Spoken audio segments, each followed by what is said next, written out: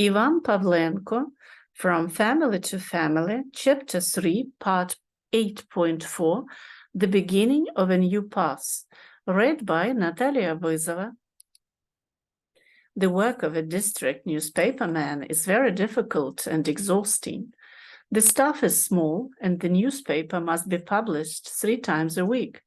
It is good if the team is friendly and hardworking, when everyone harnesses the editorial cart to the heart's desire and pulls it conscientiously and with inspiration. But it also happens, as in the proverb, those who lead are driven. In such conditions, my relations with some employees of the editorial office began to become complicated.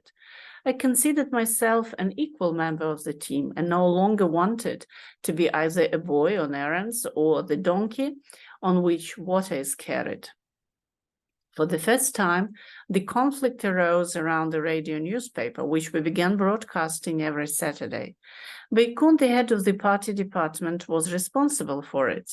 But when it came to announcers, no one wanted to be the one, because at the end of the working day, they had to stay for another hour and a half to broadcast the latest district news. Everyone had their own reasons. Baykun said that he had a rough voice. Lobetsky also referred to some defect in his pronunciation, and Maria Derzak rushed to her daughter's house in the evening. It turned out that only I had the most free time and a suitable throat, and Zina, who worked as a proofreader. All of them were residents of Lochwitza, and their homes were nearby, and mine was in Yashniki. I traveled around the area a lot, ate and slept wherever I could, and when there were no trips, I worked on materials at the editorial desk from morning to evening, had lunch in the city canteen, and spent the night at cousin Grigory Maximovich's. Due to my work overload, I rarely got home, most often on Saturdays, and then they wanted to take this opportunity away from me, and I protested. At the very first meeting, I began to ask that the broadcasting of the latest news be entrusted to someone else, a local. I was supported by the editorial secretary Gruzin. He said that I was really overloaded with the main work and made a proposal to entrust the duties of the announcer to the head of the letter department, Maria Danilevna Derzak. And our Maria Danilevna first let the tears flow, and then the fact that she was a woman, that she had a young daughter who had no one to take care of, and at the end made an offensive attack against me, saying that she had voted for my renewal in the party, and I, ungrateful, tried to transfer my duty to someone else. It was already too much. I replied that I also had children, not one, but 3. And I didn't see them every day, but only on Sundays, since I was completely devoted to work. And if Maria Danilevna had voted for me to work for her as well, then she was miscalculated. Moderate Stendnik barely calmed us down. After all, he didn't insist on my duties as the announcer, but Maria Danilevna did not take them either. Zina had to deliver the latest news herself. After that, I used to think about my situation. Obviously, not only Maria Danilevna, but also Baykun and Lobetsky believed that they had made me happy with their votes, and now they had the right to persuade me as they wanted. And I turned out to be short-tempered and started kicking. The editor of the newspaper, Pavlo Andreevich Stendnik, seemed to be fond of me and often noted my high work capacity. But with Baykun and Maria Danilevna, he was connected by long-term joint work and family friendship. I was a newcomer, therefore, more and more often I was thinking about going into teaching.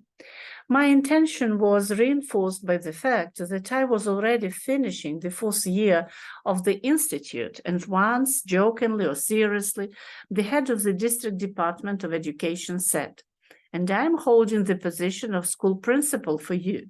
And no matter how much I liked the creative work in the editorial office, one day I had to go to work by profession, otherwise the teacher's diploma would be lost. I was on good terms with the editor's secretary, Vasil Dmitrovich Gruzin. He was actually responsible for the publication of the newspaper and its content, and I often helped him out with my fresh materials. More than once, he said that I was a journalist by profession. He called Baikun a craftsman and Lobetsky a pensioner. Once, with his assistance, my essay Black Web was published in the regional newspaper. It was about my fellow villager Hanna Mikitivna Padalka, who fell into the trap of the sectarians, who was baptized in cold water and died. For this essay, our newspaper charged me a fee of 40 karbovancy, and the regional newspaper sent me 250 karbovancy. On this occasion, I invited Vasil to a restaurant. We went there after work, had a drink, and talked. Gruzin considered our newspaper to be biased in its coverage of the life of the district. He said that there was a lot of noise and bragging about successes, which in fact did not exist. We inflated them, and they burst like soap bubbles. And all because of the fact that Standig was a hardened Orthodox and Strilet's mouthpiece through which the latter's dubious projects were propagated. And Baikun was his follower. That is why he was kept at the party department. Without personnel renewal of the team, the newspaper was doomed to creative sterility. It was dominated by materials that were similar to each other, like twins. I admitted that I wanted to leave the editorial office and switch to teaching work.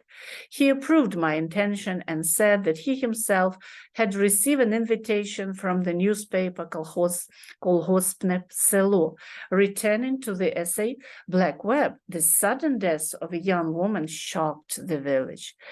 The blasphemous behavior of the dead's parents and their brothers and sisters from the Christian Baptist sect added to the anger. At funerals, they did not cry, but even squeezed joy out of themselves, that God had taken their daughter and sister to himself. This is how the presbyter taught them. But when they began to hammer the coffin with nails, the orphaned 6-year-old son could not stand it and rushed to her with a cry, "Mommy!" Grandfather and grandmother hissed at him and dragged him away from the grave. And then the unexpected happened. People rushed to the defense of the little one and almost beat the foolish sectarians. The boy was brought to his mother. He cried next to her, kissed her, and only after that the coffin was lowered into the grave. When the essay was published, letters poured into the editorial office, and everyone asked, "Is it true? And will those bastards be punished?" We published a review of the letters and a response that the editors had sent an essay to the prosecutor's office to bring the leaders of the sect to the justice. I had known Hanna from the evening parties when we were young. She was cheerful and witty, but she got married unsuccessfully. She divorced her husband and joined sectarians. They entangled her in their black web and led to her death. I myself was and has remained a non-believer. Sometimes I even regret that I have been formed that way. But this is how my life and knowledge of the surrounding world has been formed. I do not believe in the existence of a corporeal person God. In my opinion, God is not a subject, but a concept, abstract and imaginary. If you live honestly and do not harm others, then there is God in your soul. That's all. And the biblical stories about the miracles of God, about the terrible judgment, are nothing but outdated myths. But I bow to the wisdom of those ancient sages who were able to create such a spiritual code that millions of people have mastered. And so far, no one has succeeded in replacing it. I also respect the Orthodox Church for its contribution to the spiritual healing of our people and for the affirmation of our state-building ideas. This respect was transferred to me from my ancestors who were Orthodox believers. And everything which is eternal, blood-related, is the same at the same time holy. And to renounce it means to renounce one's family, tribe and one's own parents. And then how to be with political convictions. After all, many people, including prominent, yesterday were active leaders of communist ideas, but today they have renounced them and begun to condemn them as false, misleading, and even dangerous for humanity. The answer is simple. Religion and the church are eternal, and politics is transitory and changeable. As our first president, Kravchuk, said, only the one who is unable to notice the changes that are happening around him does not change. I have been changing through my life too.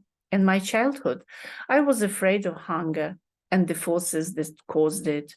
In my youth, under the influence of propaganda, euphoria, I began to believe in a rosy communist future and prepared to defend it with weapons in hands.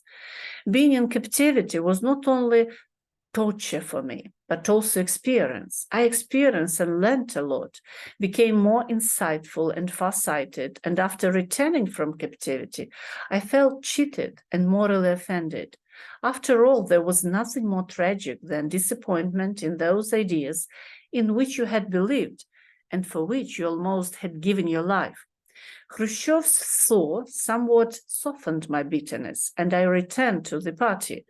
In the future, I served it honestly and selflessly, despite the manifestations of neo-Stalinism, which sometimes hurt me badly. How and what can explain my ideological wobble? Trying to find a good place under the sun? I do not reject this. After all, a person is a living being. He or she wants to have a job that they not only like, but which provides material wealth and family comfort. Being by nature quite active and not indifferent to the surrounding reality, and in practical life often hungry and poorly dressed, I early began to think about how to change life for the better and stand out among people. In this regard, the communist propaganda of the construction of the world seemed real and noble. In addition, all state means of agitation and propaganda called to fight for its implementation and promised a heavenly future. And I begin not only to believe in the ideas of communists, but also to cling to them as a lifeline. I do not find anything bad in them even today. Everything seems correct on paper and in words. Only in practical life, the difference between what was said and what was done became more and more noticeable.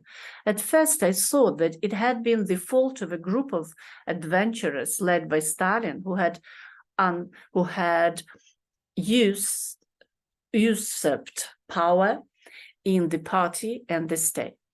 If Lenin had lived together, everything would have been different. But Stalin was not eternal either. His place was taken by the new Leninists, and the shining peaks of communism both had been and remain unattainable. The system itself turned out to be flawed and unsustainable. And hence, there's the change of orientations, views, beliefs. But no matter what views I had, and no matter how I implemented them, the idea of independence and statehood of my people has always lived in me and never faded.